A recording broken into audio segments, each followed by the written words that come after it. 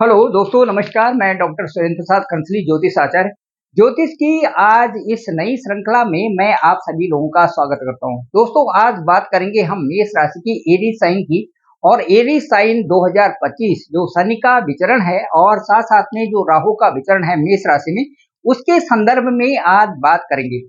अब मैं आपको बताऊंगा कि सबसे पहले मेष राशि का अंक 1 होता है और 1 अंक वाले जितने भी मेष राशि के एरीज साइन के हैं वो सभी इस ब्लॉग में हमारे साथ में मिल सकते हैं।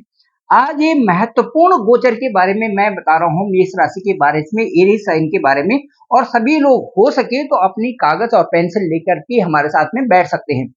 एरीज साइन 1 अंक है और इसका जो जो इसका साइन होता है वो मेढा होता है, मेढा की तरह होता है। ये लोग स्वतंत्र रूप से विचरण करने चाहते हैं, इनको स्वतंत्रता चाहिए अपनी लाइफ में। और इनको हमेशा पुश करने वाले लोग चाहिए कि आप ये काम कर सकते हैं और आप इस काम में जरूर विजय होंगे। इस तरह का एनवायरनमेंट इनको चारों तरफ चाहिए, तब ये लोग अपने जीवन में सक्सेस होते हैं। मेष राशि के बारे में मैं बताना चाहूंगा कि इनकी स्वतंत्रता इनसे यदि छिन जाए तो बड़ा मुश्किल हो जाता है। स्वतंत्र रूप से काम करने वाले और उसके बाद ये प्रेरणा स्रोत इनके जीवन में लोगों को होना चाहिए, तब ये राशि बहुत अच्छी राइज करती है लाइफ में। अब मैं ये बताऊंगा कि जो शनि का गोचर है वो इस जो मेष राशि है उसमें कब होने जा रहा है और इसके क्या परिणाम होंगे, साथ साथ में राहु का गोचर क्या दे रहा है 2025 में। मैं दोस्तों आपको ये बताऊंगा कि जो शनि का गोचर है वो 30 मार्च 2025 से 30 मार्च 2025 से शनि का गोचर हो जाएगा मीन राशि में। अब जब मीन राशि में होगा शनि का गोचर 30 मार्च 2025 से, तो साढ़े साथी शुरू हो जाएगी मेष राशि की। अब साढ़े साथी जब मेष राशि की शुरू हो जाती है, मेष राशि की साढ़े साथी का मतलब क्या है? शनि की साढ़े साथी, साढ़े साथी का मतलब है 7.5 वर्ष। जैसे कि साढ़े साथी से इसका पता चल रहा है 7.5 वर्ष। तो 7.5 वर्ष मीन राशि में आने का मतलब है कि जब आपकी राशि से, मेष राशि से पीछे वाली राशि में, पीछे वाली मतलब 12 घर होते हैं, तो पीछे का घर हो गया 12, फिर आपका 1 और फिर अगला वाला 2। तो 12 1 2, ये 7.5 वर्ष हो जाएगा। 2.5 साल 12 में, 1 जो आपकी राशि है उसमें, और फिर 2 जो आपसे अगली वाली राशि है उसमें जब शनि का गोचर होता है, तो ये ढाई ढाई ढाई तीनों को मिलाएंगे तो 7.5 साल का समय होता है शनि के गोचर का। अब मैं बताऊंगा कि शनि से क्यों डरते हैं लोग और शनि क्या है। शनि जो है वो एक ऐसा ऐसा प्लेनेट है, एग्जिस्ट है, जो वो सबसे बड़ा प्लेनेट है। और वो एक राशि में, जैसे 12 राशि हैं, तो जब गोचर होता है तो एक राशि में 2.5 वर्ष रहता है। तो 2.5 वर्ष जब वो गोचर करते हैं शनि महोदय, तो इससे क्या होता है कि वो 2.5 वर्ष जो होता है सबसे ज्यादा जो समय होता है उसमें विचरण करते हुए और भी जो ट्रांजिट के जो प्लेनेट है उनको भी शनि देखते रहते हैं। तो इसलिए वो सर्वोच्च न्यायाधीश के रूप में हमारे जीवन में है। सर्वोच्च न्यायाधीश देवता के रूप में हमारे जीवन में है शनि। और उसके बाद जो और भी जो भी प्लेनेट हैं, और भी जो प्लेनेट जिनको हम कहते हैं कि सूर्य, चंद्र, बुध, बृहस्पति, शुक्र, शनि, राहु, केतु, ये भी साथ साथ में ये भी जो है न्यायाधीश के रूप में कार्य करते हैं। जब भी दशा और अंतर्दशा आ रही है, आप देख लीजिए 100% चेंजेस उसमें आता है, क्योंकि सूर्य को हम मानते हैं, चंद्रमा को हम मानते हैं, सूर्य है तो धरती है। इसी तरह से ये प्लेनेट भी एग्जिस्ट हैं, राहु और केतु को छोड़ करके। केवल राहु और केतु जो है छाया ग्रह है, छाया ग्रह के रूप में वो हमारे साथ में आते हैं और उनका परिणाम भी 100% दिखाई देता है। अब देखिए, मैं आपको बताता हूं। मैंने बता दिया मेष राशि क्या है, दूसरा बता दिया मैंने कि जो 9 ग्रह है उनके बारे में बता दिया, तीसरा बता दिया साढ़े साथी क्या है। और साढ़े साथी का इफेक्ट अब मैं बताना चाहता हूँ। ठीक 30 मार्च 2025 को आपकी राशि की साढ़े साथी शुरू हो जाएगी। 7.5 वर्ष शनि गोचर करेंगे आपके इर्द गिर्द। अब जब शनि साढ़े साथी का वर्ष शुरू होगा तो उसमें क्या होगा? शनि का आपकी राशि से ठीक द्वादश भाव में, 12वें भाव में शनि का गोचर होगा। उसके बाद जो ये अनुरूप है, न्याय की जो प्रक्रिया है वो शुरू हो जाएगी। और मुझे ये लगता है कि जो महादशा, अंतर्दशा, प्रत्यंदशा जो आएगी शनि की, उससे आपको भयभीत होने की जरूरत नहीं है, बल्कि अच्छे कर्मों को करने की जरूरत है। तो जो भी शनि की दशा या अंतर्दशा में अच्छे कर्म करना शुरू कर देता है, उसमें दशा और अंतर्दशा का उनपे उतना प्रभाव नहीं होता। अब मैं बताऊं कि अपने कर्मों को सुधारने के लिए दशा और अंतर्दशा हमारे जीवन में आती हैं। राहु भी मीन राशि में आ जाएंगे, ठीक राहु में मीन राशि में रहेंगे 18/5/2025 तक मीन राशि में रहेंगे। अभी भी राहु का गोचर मीन राशि में है और 18/5/2025 तक मीन राशि में ही राहु रहेंगे और वहीं पर शनि का गोचर जो होगा 30 मार्च 2025 से हो जाएगा। अब जो शनि का जो वहां पर, क्योंकि वहां पे राहु भी रहेंगे, शनि भी आ जाएंगे 30 मार्च को आ जाएंगे, तो वहां पर एक प्रकार से उसको कहते हैं हम चांडाल योग। ये इस प्रकार से, जैसे गुरु वहां पर रहते हैं गुरु चांडाल योग, लेकिन शनि के साथ में या किसी के साथ में यदि राहु वहां पर आते हैं तो उसे चांडाल योग कहा जाता है। कहने का मतलब कि एकदम से कोई सामने आ जाना और कोई ऐसी चीजें कर देना जिससे कि उतार चढ़ाव वाली स्थिति आ जाती है, वो राहु के गोचर से होता है, इसलिए उसे एक चांडाल योग भी हम कह सकते हैं। ये अच्छा नहीं माना जाता, जब शनि के साथ में राहु या किसी और के साथ में राहु आ जाते हैं तो ये अच्छा योग नहीं माना जाता।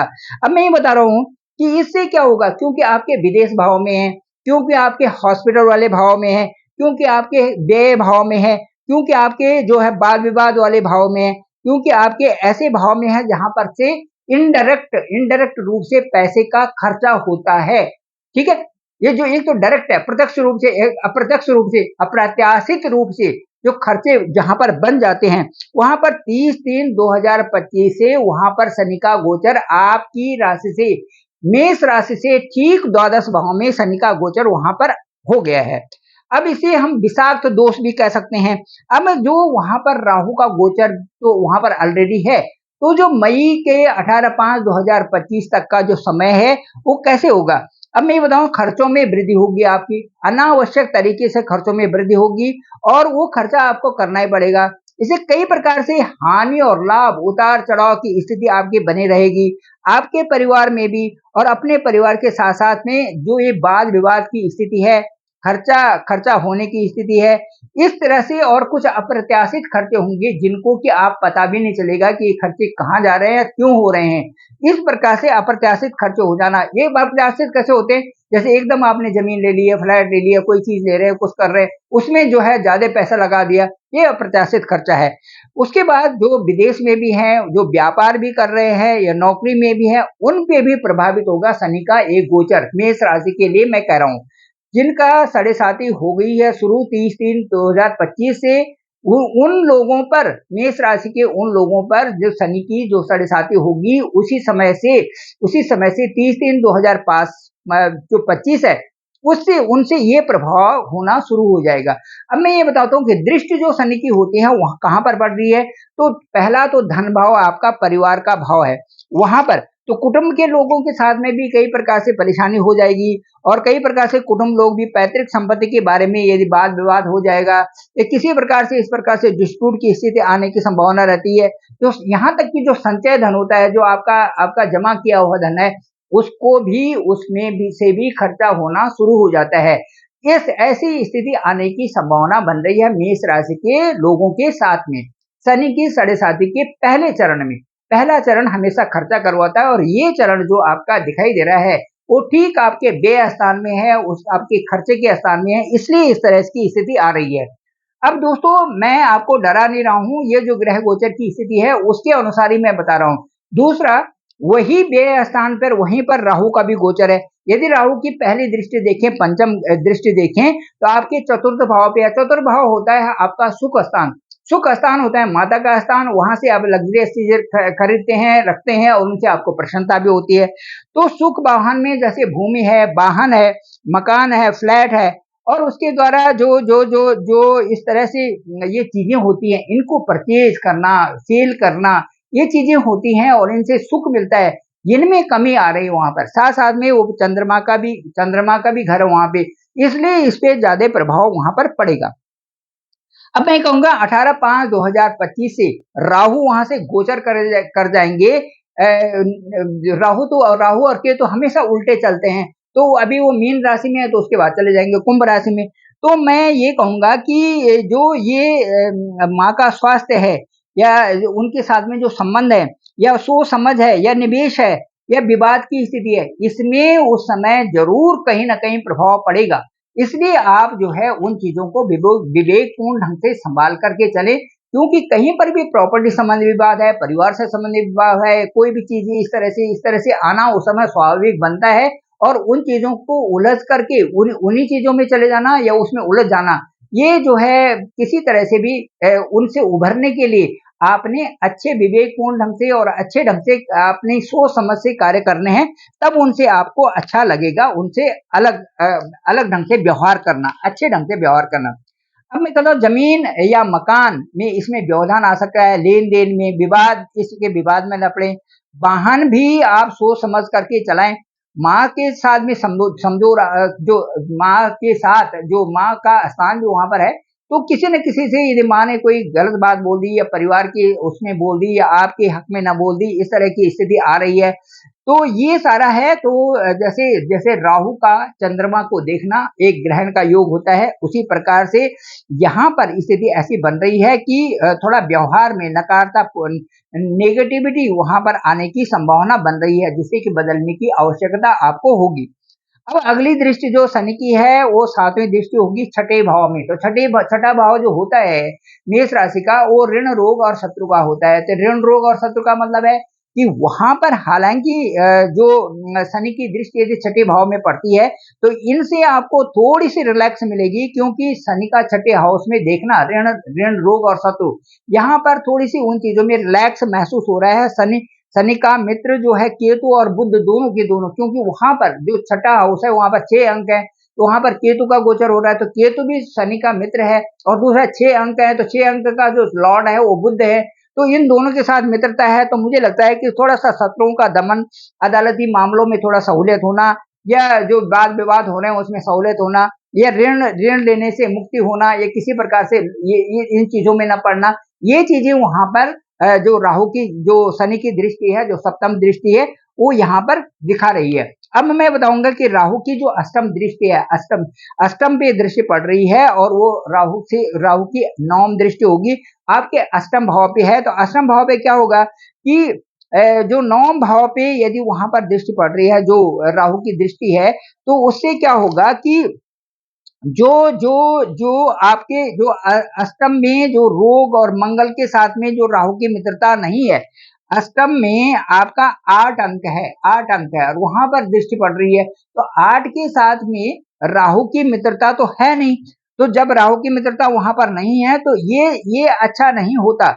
अष्टम में रोग से संबंधित भी अष्टम भाव होता है, साथ-साथ में मंगल के साथ में राहु की मित्रता नहीं है, इसलिए अंगारक योग भी वहाँ पर बन रहा है। तो अंगारक योग का मतलब है कि जैसे हड्डियों से संबंधित परेशानी, चोट कहीं पर लगना, वाहन को ठीक से चलाएं, रोग भी राहु मंगल के साथ में दे सकते हैं, इसलिए सावधानी से रहें।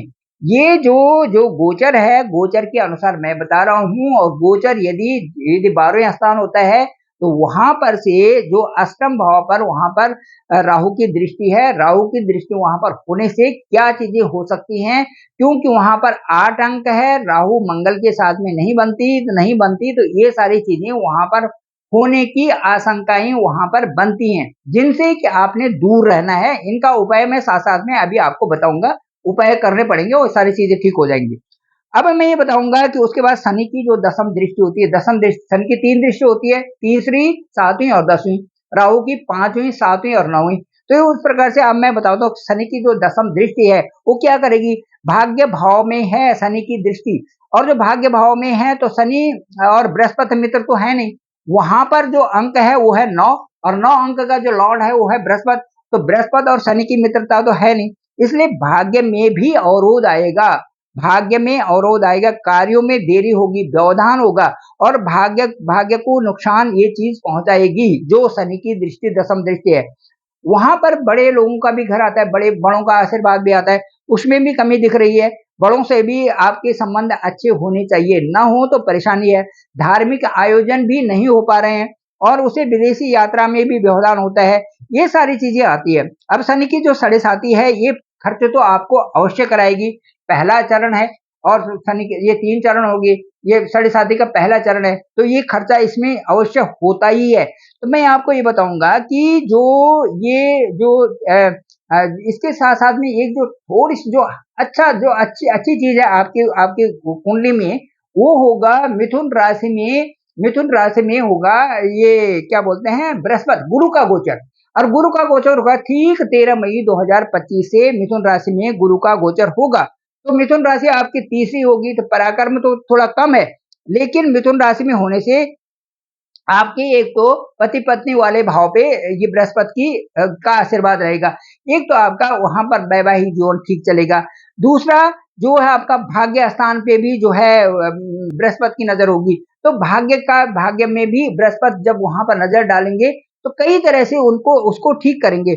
और उसके बाद जो आपके लाभ स्थान में भी बृहस्पति की नज़र होगी। तो इतना बैलेंस तो बनाए के रखेंगे कि इसको एकदम से इस तरह से लचकाने वाली स्थिति नहीं बनेगी। थोड़ी-सी स्थिति ठीक हो जाएगी, जो कि मुझे लगता है कि आप जिससे संभल सकते हैं और आप जिससे अपने आप में एक अच्छा बदलाव भी साथ में ला सकते हैं। इस तरह से बृहस्पति गुरु आपकी कुंडली में आपको बहुत सपोर्टिव उस समय बनने की स्थिति देगा।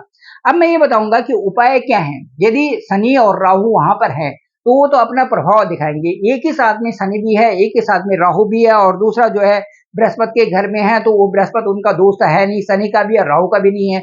तो जब नहीं है, जो शत्रु के घर में है, तो वो अपना प्रभाव पूरे ढंग से दिखाएँगे। अब मैं ये बताऊँगा कि उपाय क्या हो सकते हैं? देखो, संध्या के समय में आपने शनि मंदिर जाना है और वहाँ पर जो शनि मूर्ति है, उसके ऊपर आप तेल चढ़ाएँ और साथ-साथ में दीपक करें। ये बहुत अच्छा है शनिवार के दिन।